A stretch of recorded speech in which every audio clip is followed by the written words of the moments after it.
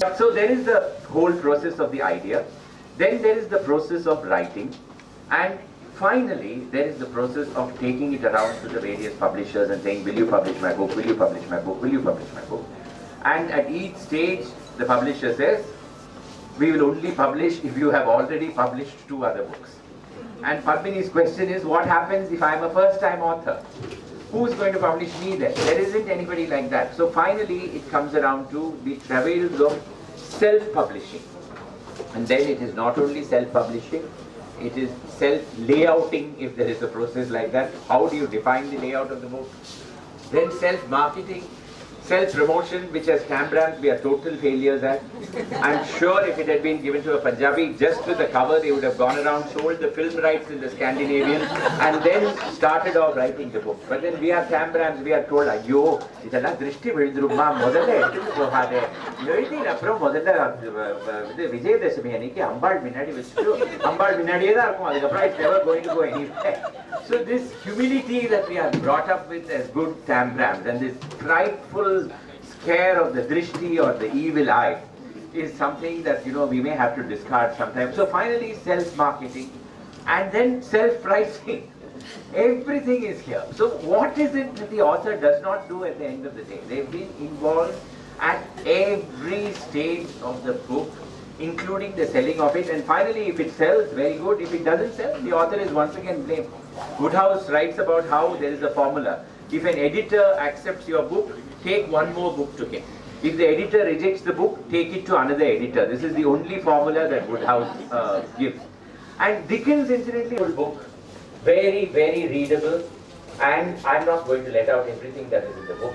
Written with a great touch of humor. That is the most important thing, and Padmini herself writes a lot about the importance of being humorous in a book, which I think is certainly a very, very commendable thought, particularly in today's world where humor is really looked down upon. We've become very serious as a society, and we are becoming increasingly serious as a society. So if somebody writes something even humorously, in Madras, a case is filed against him in Tanjavur or Tindikkal or Ramanathapuram, and then that person has to go around defending himself or herself at every possible location. And then if you write a comment, you are offending some fringe group which you did not even know existed, and they come out and say, no, our rights have been offended. The matter is discussed in the legislature. Sometimes it's good if it's discussed in the legislature because the book becomes a bestseller in the process. But it's not all books that get discussed in the legislature either. So humor, in my opinion, is really that thread which keeps us going, keeps us smiling, keeps us happy. I don't think sorrow is going to ever play a similar role. So I'm so happy that you emphasized on the humor element in this book. Thank you very much. To have Aparna and Padmini work for us at the Kalki group of publications.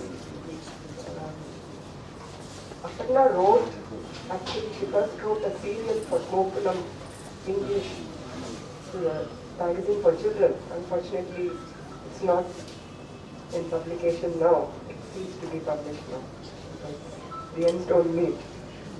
And that speaks about a lot for the publishing industry. She did so well that we thought we should take her on board, and at that time the management decided to start a new magazine called Gokulam Caliber Comics, and Aparna came on board as an editor to turn out picture stories month after month as a magazine. And mind you, it was very, very difficult work. But we used to accompany her to the office quite often, and we would both sit and do that grueling work with so much of passion. And I think we produced about more than half a dozen issues, but again, it didn't make ends meet, so it had to stop. But the brief association with Aparna and Padmini made us such good friends, and the association continued for a long time. And I too read with much admiration her nostalgia and my love for March. So I'm very happy to be here and share a very proud and a rare moment from the author. I love the title, Be the Book. I wish we could all be the book. I know that like me, Aparna is also feeling very happy that we are all here together. And writing of this book was one of the last joyful projects that we both did together. Now Seetha was talking about our relationship to her. As soon as Aparna came back from the so-called interview with Seetha, she came and said, "Amma, guess what? I've been offered a job." And so I said, "Wow, great." So she says, I told the editor that yeah, I'm a buy one, get one free person. So I said, meaning what? She said that she told her that if I come for work, my mother also will come. So that is how I ended up working along with Aparna on the comic magazine, and it was the most great, fun, happy thing that we did together. One of the many great happy things that we did together, the comic magazine. And like Seetha says, we found a really delightful and lovely friend in Seetha. Thank you, Seetha.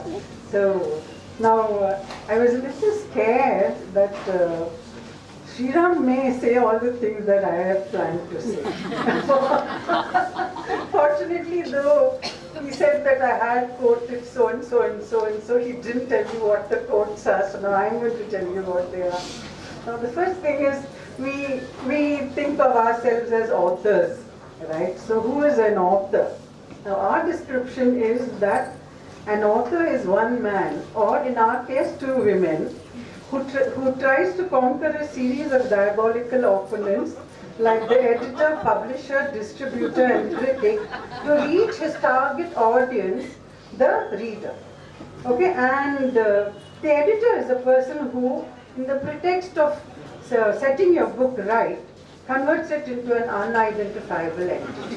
Of course, George Bernard Shaw said, the road to ignorance is paved with good editors.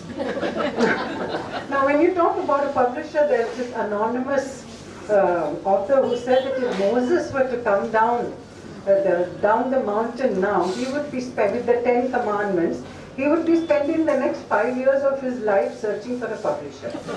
Okay. And when you asking now, there's this Christopher Hampton who said that asking a writer, working writer, what he thinks of a critic is like asking a lamppost what it thinks of a dog. And there's this guy who said that if the English language made any sense, the word lackadaisical should have something to do with the shortage of flowers. So being able to put your work in print and making a print-on-demand copy, even a handful of them, shows publishers and editors that you can follow through and finish a project that you wanted to do. So, and that is what we did. With my first two books, Nostalgia and My Love Good Lord, we self-published them. So like Sriram said, when I say self-published them, we did it all ourselves. We had one problem after the other, we just overcame those and we did everything ourselves. Now my daughter Kritika, who's standing over there, refers to the two of us as Twiddledee and Twiddledum.